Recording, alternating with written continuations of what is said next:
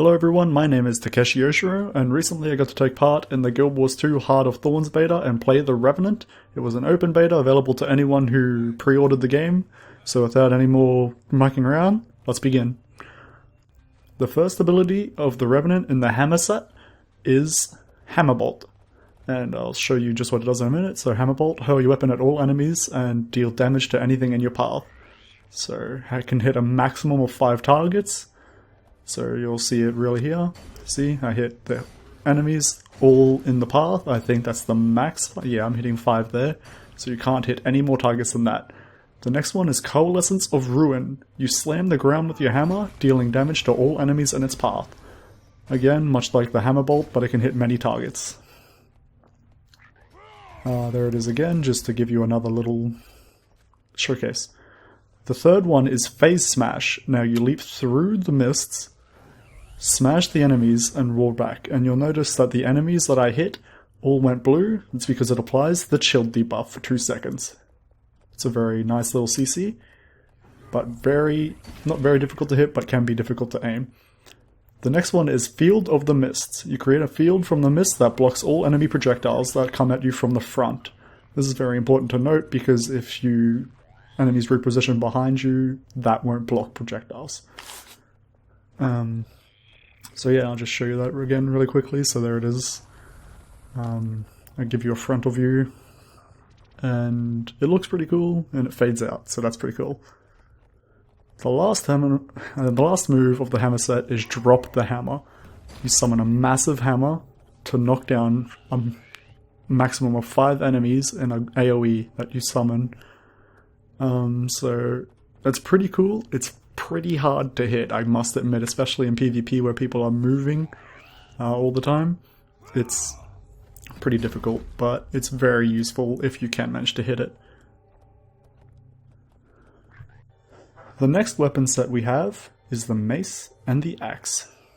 So the first abilities are Misery, Anguish, and Manifest Swipe. So Misery and Anguish apply Torment, while Manifest applies Poison. And you'll see that those stack, and yeah, it's basic bread and butter, have to be close. The next ability you have is Searing Fissure. Smash your mace into the ground, causing flames to erupt from the mists. You'll notice that this causes burning to all targets that are over the burning field, and then it immediately dies off. There it is again, to give you another quick showcase of the burning. The third ability of the Mace and Axe is Echoing Eruption. You leap at your foe and deal a massive attack that then echoes and erupts behind them. You can hit a number of 3 targets, and it has a blast combo finisher, which I'll show really quickly with your second ability. So you notice if I use the Searing Fissure into the Echoing Eruption, you get Area Might. So you get 3 stacks of Might just from doing that. Next one is Frigid Blitz. So hurl your axe, damaging and chilling the target that the axe passed through, and when your axe reaches the target, you shadow step to it. It applies Chill for 1 second or 2 seconds, I think. It's basically 2 seconds. It's basically just your catch up to enemy ability. This was used in mainly Powermancer with Axe and Mace. The last ability is Temporal Rift. You slice into the mist, creating an unstable rift. So there it is. It applies 3 stacks of Torment, and it pulls all enemies that it hits into it. So you notice I'll use it again, and I'll use it on these guys just so you can see the pull-in effect. With this ability, I thought it was really cool. I thought the entire Revenant's kit was really cool, but due to it not being complete, it was pretty weak compared to other classes. The last weapon you can use is the Staff, or the last weapon that they let us use in the beta was the Staff. So you have Rapid Swipe, Forceful Bash, and Rejuvenating Assault.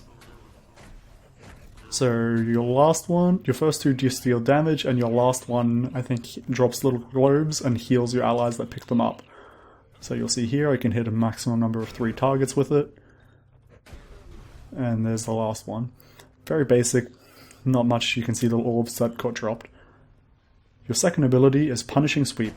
You sweep your staff at your foe, and you gain Debilitating Slam if your foe is using a skill when struck. Unfortunately, I couldn't show Debilitating Slam because I never actually got to use this. I didn't use this class in PvP while recording. Next one is Warding Rift. You spin your staff in a circle, and it blocks all projectiles and blinds enemies near where your near you. So I'll showcase that in a minute. So you see Warding Rift. I use it, and that enemy to my left has blind. The next ability is Renewing Wave. You send out a wave of renewing mist that heals and removes conditions from allies. It removes a maximum of 2 conditions and heals for about 1000. Very simple. The staff is more of a support than it is damage, as you can see through most of its abilities. Just another little quick showcase of it. There's Renewing Mist again. The last ability is Surge of the Mists. You charge forward, knocking back all enemies that cross your path. So you see, I used there, and I knocked back all the target golems, and isn't that just something? I didn't really use the staff when I played PvP. I felt it didn't really mesh into the Revenant's kit. It might not have just been my playstyle, I don't know, but I felt that the staff was the worst of the 3. Note, it also is beta, so it is subject to change. The last one, now we should be showcasing the stances. You notice that there's the Legendary Demon, the Legendary Dwarf, and the Legendary Centaur or Ventari stance. So the first one of the Dwarf is Soothing Stone. You heal yourself, remove conditions, and you gain retaliation for each condition removed. You get 2 seconds of retaliation for each condition you remove. The next one is Inspiring Reinforcement. You create a brick road that pulses and gives you stability and grants weakness to enemies. So there's the weakness on the enemies, and you notice I'm gaining stability as it goes. The next one is Forced Engagement. You launch a chain at your foe, and when it connects, it slows them and taunts them for 2 seconds. Has a range of 1200. It does a little bit of damage, but nothing too insane. The fourth ability, is Vengeful Hammers. You invoke hammers to circle around you, damaging all foes. So you'll see it here. I thought this ability was pretty cool, because, who doesn't want hammers spinning around them? The last ability of the Legendary Dwarf stance is Rite of the Great Dwarf. Now, on the beta, it was bugged and it had 441252 as the damage reduction. I'm assuming it'll have like 10% or something like the Legendary Demon stance.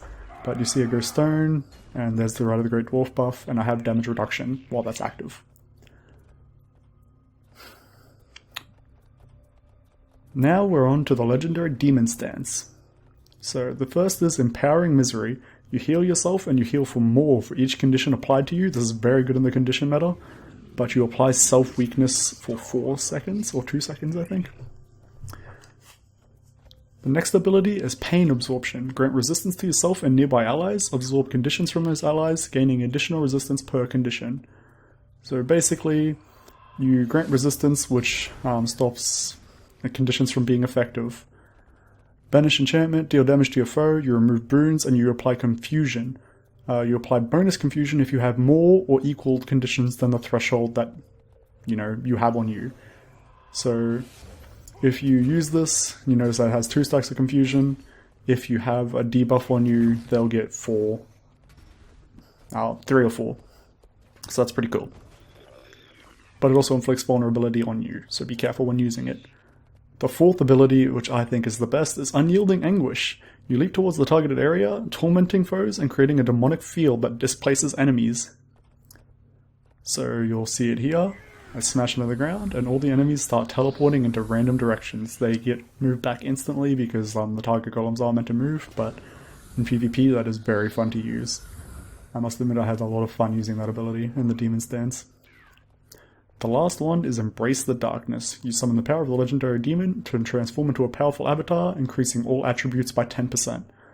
You also inflict Self-Torment for 3 seconds while moving. So you notice I have Torment, there's Self-Weakness, there's Torment. So you notice the more I move, the more Torment that happens. When I don't move, I don't get Torment. Pretty self-explanatory, it's just a buff. Nothing really exciting there. The last stance is the Legendary Centaur. You'll see here that the first heal skill is to summon Ventari's Will, which is a tablet. When you move it, you project Tranquility. So you'll see I use it here. I zoom out of it. When the tablet passes through, it grants regeneration and heals you for a small amount. So I'll use it again. There's the regeneration. The next one is Protective Stance, or Protective Solace, sorry. You summon a protective barrier around the tablet so enemies cannot break or hit it. And I think anyone in that protective barrier is also protected. The third one is Natural Harmony. Collect energy, pulling it into the tablet, and when it releases it, it heals for a small amount. Pretty useful, pretty basic. One has 5 target max, which is all you can use in PvP. Purifying Essence, remove all conditions from allies near, remove 3 conditions from allies near the tablet and heal them for a small amount. It's like 360 per condition that you get healed. The last one is Energy Explosion. Force energy to erupt from the tablet, and knocking back nearby foes and healing any allies that pick up the tablet fragments. This is pretty cool. You notice that Ulfar's not getting healed there because he wasn't damaged. That's all I got to show really in the skills department. You'll notice I'll look through the traits right here, but I won't really talk about them because there's too many. I'll talk about those though. You have Salvation, Retribution, Invocation, and Corruption as your specializations. They did release a new one recently, which was the DPS one, I do believe, but that wasn't obviously shown in the beta, so I couldn't show you it. So for the last minute and a bit, while I show you the specializations, I figured I'd give you a quick overview of what I thought on the Revenant as a whole.